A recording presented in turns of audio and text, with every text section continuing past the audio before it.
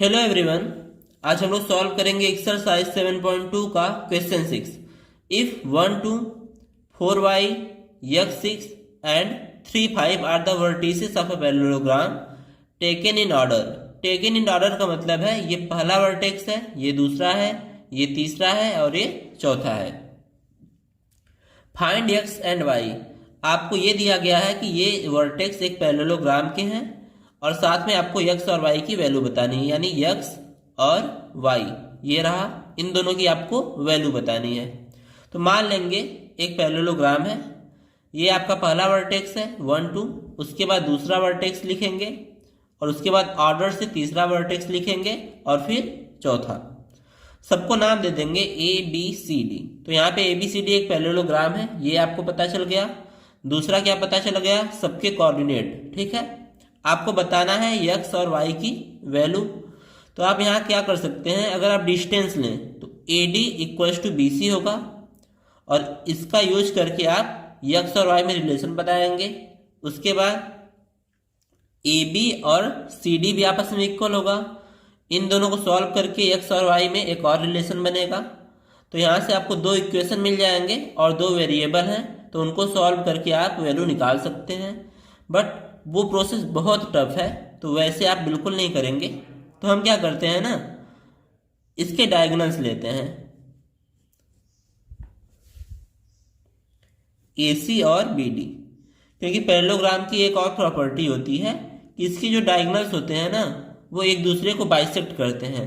तो अगर मान लीजिए ये O पे मिलते हैं इसके डायगोनल्स, तो जो DO है ना वो OB के बराबर होगा, या फिर ये बोलें कि जो पॉइंट O है ना वो DB का मिड पॉइंट होगा। साथ में जो पॉइंट O है वो AC का भी मिड पॉइंट होगा, क्योंकि AC भी बाइसेक्ट होगा BD द्वारा। तो यहाँ से हमें क्या मिलेगा कि जो O है ना इसका भी मिड पॉइंट है और इसका भी मिड पॉइंट है। तो मिड पॉइंट का फार्मूला यूज करके हम लोग x और y की वैल्यू निकाल लेंगे। तो इसको मान लेते हैं A, इसको B, इसको C और इसको D। तो हम कौन सी प्रॉपर्टी यूज करेंगे पैरेललोग्राम की, we know that diagonals of parallelogram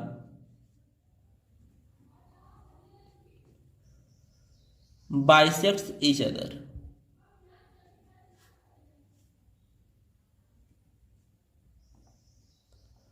diagonals एक दूसरे को बाइसेक्ट करते हैं। This implies O is mid point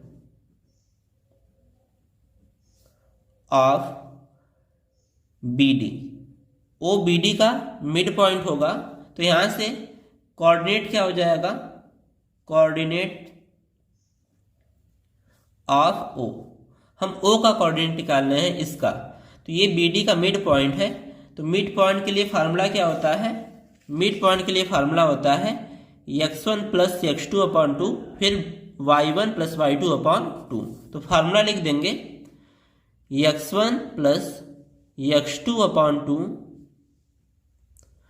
y1 plus y2 upon 2। ये हो गया आपका फार्मूला।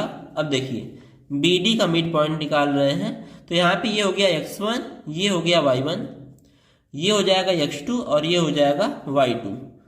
तो क्या मिलेगा हमें, x1 प्लस x2 यानी 4 प्लस 3। तो यहाँ पे हम लिखेंगे 4 प्लस 3 अपॉन 2। उसके बाद y1 प्लस y2 यानी y प्लस 5। तो ये हो जाएगा y प्लस 5 अपॉन 2। ये हो गया आपका O का कोऑर्डिनेट। अब देखिए आल्सो जो O है वो AB का, सॉरी जो O है वो BD का तो मिड पॉइंट है, साथ में AC का भी मिड पॉइंट होगा। तो यहाँ पे लिख देंगे also O is mid point of AC। ये AC का भी मिड पॉइंट होगा। तो इसके लिए फार्मूला क्या हो जाएगा, कोऑर्डिनेट ऑफ O, ये हमें क्या मिलेगा, फार्मूला हम लिख चुके हैं। तो AC के लिए ध्यान देंगे x1 x2 ये होगा, y1 y2 ये हो जाएगा। तो यहाँ पे हम वैल्यू पुट करेंगे डायरेक्ट x1 की वैल्यू है 1, तो 1 प्लस x2 की वैल्यू है x अपॉन में 2। उसके बाद y1 की वैल्यू है 2 और y2 की वैल्यू है 6, तो यहाँ पे क्या लिखेंगे 2 प्लस 6 अपॉन 2। इसको बना लीजिए इक्वेशन 2, इसको बनाएंगे इक्वेशन 1। अब ध्यान देंगे ये भी O का कोऑर्डिनेट है और ये भी O का कोऑर्डिनेट है, यानी दोनों सेम पॉइंट को रिप्रेजेंट करते हैं, तो ये दोनों आपस में क्या होंगे, बराबर होंगे। तो फ्रॉम इक्वेशन 1 एंड 2,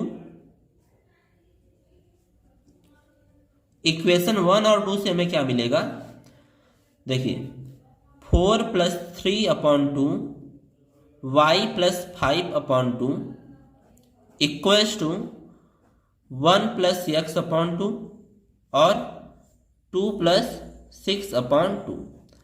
जो y है वो y के बराबर होगा, जो x कोऑर्डिनेट है वो x कोऑर्डिनेट के बराबर होगा। तो यहाँ से हमें क्या मिलेगा, इसको पहले बराबर करते हैं, तो 1 plus x upon 2 equals to 4 plus 3 upon 2। 2 का मल्टीप्लाई करते हैं, तो 2 का 1 से मल्टीप्लाई करेंगे तो 2 आएगा, और 2 का x में मल्टीप्लाई किए तो 2x इक्वल्स टू 4 प्लस 3 7 होता है, और 7 का मल्टीप्लाई 2 में करेंगे तो 14। यहाँ से हमें क्या मिलेगा, 2x इक्वल्स टू 14 और 2 उधर गया तो -2, तो 2x इक्वल्स टू मिलेगा 12। तो x की वैल्यू क्या आ जाएगी, x इक्वल्स टू 12 अपॉन 2, यानी x की वैल्यू आ गई 6।